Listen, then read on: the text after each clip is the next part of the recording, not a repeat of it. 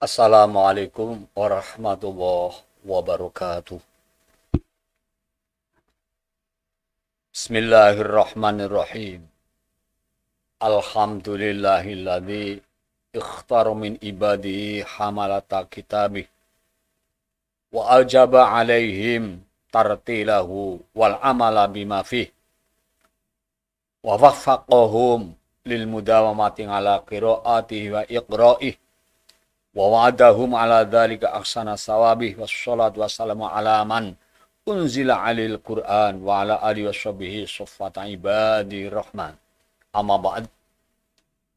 Pemirsa yang dirahmati Allah Subhanahu wa taala di mana saja berada. Puji syukur kita panjatkan kehadirat Allah Subhanahu wa taala. Malam hari ini kita bisa bertemu lewat udara. Mudah-mudahan pertemuan ini dirahmati Allah Subhanahu wa taala. Shalawat dan salam semoga tercurah pada hari Nabi Agung Muhammad Rasulullah wa ala alihi washabihi. Mudah-mudahan dengan istiqomah kita mengikuti sunnah-sunnahnya, kita diakui sebagai umat yang hak, menerima syafaatnya kelak di yaumil qiyamah. Amin amin ya rabbal alamin.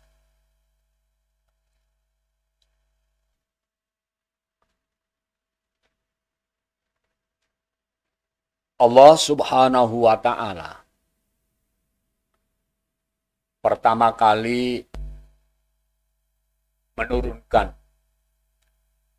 ayat Al-Qur'an, surat Al-Qur'an awal diturunkan lewat malaikat Jibril, diberikan kepada beliau Rasulullah Muhammad sallallahu alaihi wasallam, ketepatan di Gua Hira, yang bunyinya Bismillahirrahmanirrahim. Iqra' bismi rabbikal ladzi khalaq, khalaqal insana min 'alaq, iqra' wa rabbukal akramul ladzi 'allama bil qalam, 'allamal insana ma lam ya'lam. Surat Al-Alaq. Inilah wahyu yang pertama yang diturunkan oleh Allah Subhanahu wa taala kepada beliau Nabi Muhammad sallallahu alaihi wasallam. Dan inilah pada saat penobatan beliau sebagai Rasulullah atau sebagai utusan Allah kepada seluruh umat manusia untuk menyampaikan risalahnya. Pada saat menerima pengangkatan menjadi Rasul ini, umur beliau mencapai 40 tahun, 6 bulan, 6 hari. Menurut tahun, bulan, atau Komariah. Atau pas ketepatan 39 tahun, 3 bulan, 8 hari menurut tahun matahari atau Syamsiah. Setelah menerima wahyu itu, beliau terus pulang ke rumah dalam keadaan gemetar, sehingga minta diselimuti oleh istrinya Siti Khadijah. Istri yang patuh dan setia itu segera menyelimutinya. Setelah agak reda cemasnya, maka diceritakannya kepada istrinya segala yang terjadi atau dirinya dengan perasaan cemas dan khawatir. Tetapi istri yang bijaksana itu sedikit pun tidak memperlihatkan kekhawatiran dan kecemasan hatinya. Bahkan dengan khidmah, ia menatap muka suaminya seraya berkata, "Bergembiralah, hai anak pamanku. Tetapkanlah hatimu demi Tuhan yang jiwa Khadijah di dalam tangannya. Saya harap engkaulah yang akan menjadi nabi," kata pamannya, "bagi umat kita ini. Allah tidak akan mengecewakan engkau, bukankah engkau yang senantiasa berkata benar, yang selalu menumbuhkan tali silaturahim, bukankah engkau yang senantiasa menolong anak yatim, memuliakan tetamu, dan menolong setiap orang yang ditimpa kemalangan dan kesengsaraan." Demikianlah Siti Khadijah menenteramkan hati beliau. Dengan demikian, beliau Rasulullah Shallallahu Alaihi Wasallam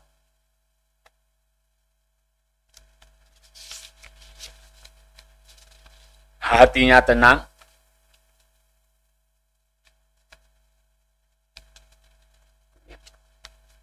bahkan Rasulullah Shallallahu Alaihi Wasallam selalu berkomunikasi dengan malaikat Jibril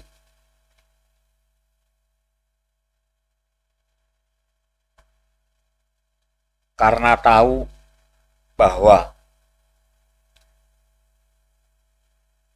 risalah Al-Quran yang diterimanya oleh Rasulullah SAW oleh malaikat Jibril sendiri dianggap gurunya beliau, karena dengan beliaulah beliau Nabi dengan malaikat Jibril saling mengisi yang kaitannya dengan baca Al-Quran.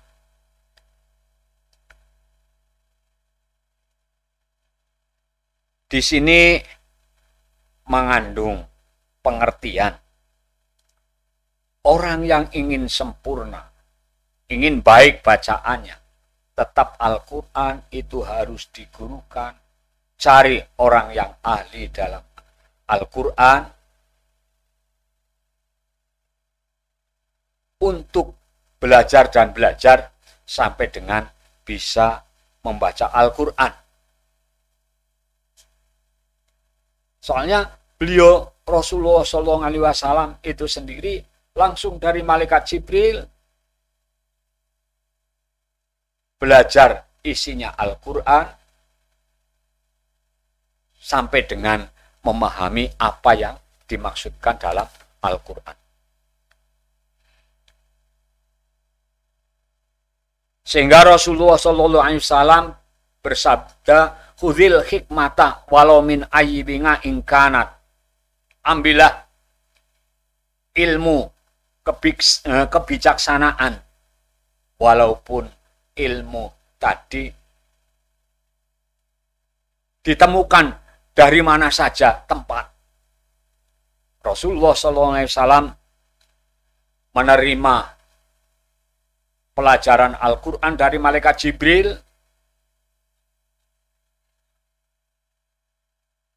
mula dari satu ayat sehingga sampai khatam.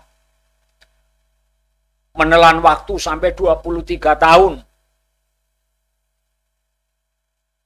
Yang 13 tahun di Mekah, 10 tahun di Madinah.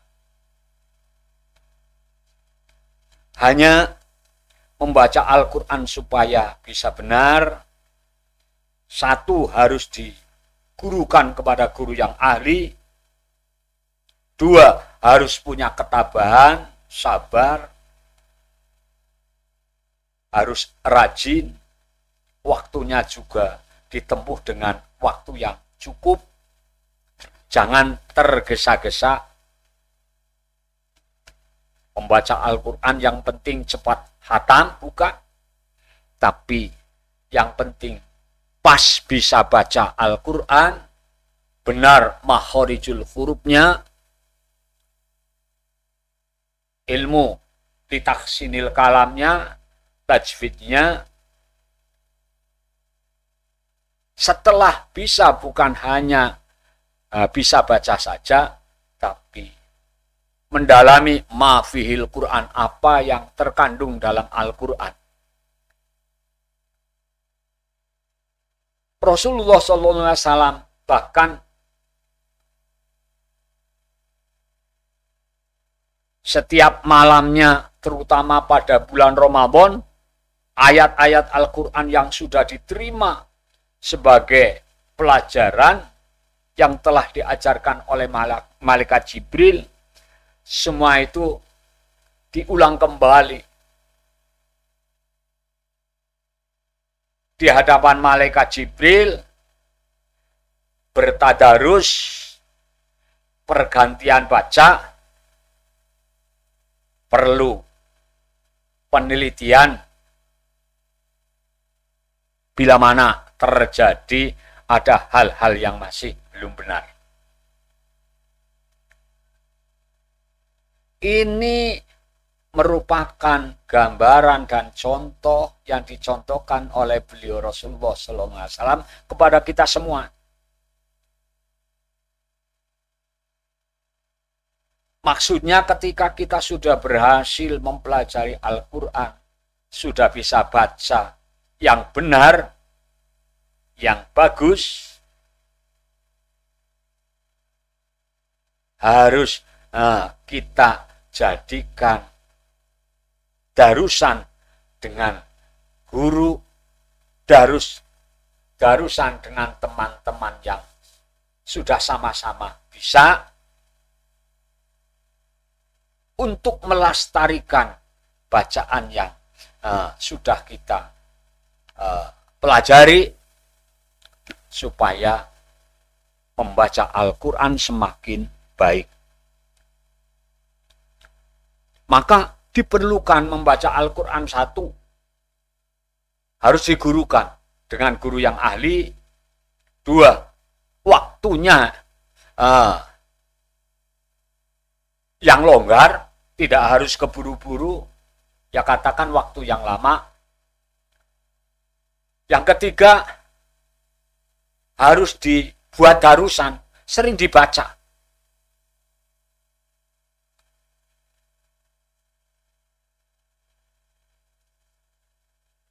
Maka siapapun saja yang menghendaki membaca Al-Quran itu baik, beserta mendapat ridho Allah Subhanahu wa Ta'ala, tentunya kita jangan meninggalkan apa yang telah dicontohkan oleh Rasulullah. Rasulullah kepada kita harus digurukan kepada guru yang ahli. Tidak cukup diakal-akal sendiri, harus kita atur bagaimana bisa baca Al-Quran itu tetap memerlukan guru yang ahli. Paling tidak ketika kita sudah bisa baca Al-Quran, akan tahu setiap awal surat yang kita baca, di pertengahan suratan, setiap kita baca Al-Quran, baik itu permulaan surat atau di tengah-tengahnya, pasti kita harus tahu disunahkan membaca ta'awudz. A'udzubillahi minasyaitonirrajim. Sighah ta'awudz yang utama antara lain a'udzubillahi minasyaitonirrajim. Ada yang membaca a'udzubillahi samil alim minasyaitonir rajim. Ada yang membaca juga a'udzubillahil azim minasyaitonir rajim. Atau a'udzubillahi minasyaitonir rajim innahu wassamiul alim. Atau a'udzubillahil azim samiil alim minasyaitonir rajim. Itu boleh, tapi Rasulullah tidak mengerjakan syahad yang seperti itu. Cukup a'udzubillahi minasyaitonir rajim. Di sebagian mushaf itu tertulis di pinggirnya surat Al-Baro'ah. Surat Baro'ah, yakni surat Tobat. Syahad a'udzubillahi minan nari wa min syarril kufar wa min ghadabil jabbar al-izzatu lillahi wa lirasulihi wal mu'minin. Itu Rasulullah juga ahlil qura semuanya tidak menjalankan syahad ta'awud yang seperti itu.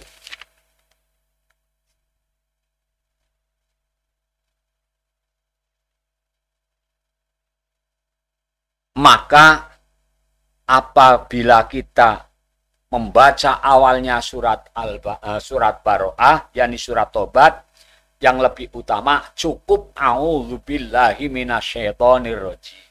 Tidak usah baca bismillahirrahmanirrahim. Karena menurut beliau Imam Ibnu Hajar, ketika kita baca awal surat Baro'ah memakai bismillahirrahmanirrahim dihukumi haram. Maka cukup a'udzubillahi minasyaitonir rajim. Mudah-mudahan dengan demikian kita selalu dirahmati Allah dan kita bisa menjaga hafalan kita dan kita bisa menjaga Al-Qur'an dalam pengertian kita selalu tidak melepaskan Al-Quran. Kita sering baca Al-Quran. Mudah-mudahan dicatat oleh Allah.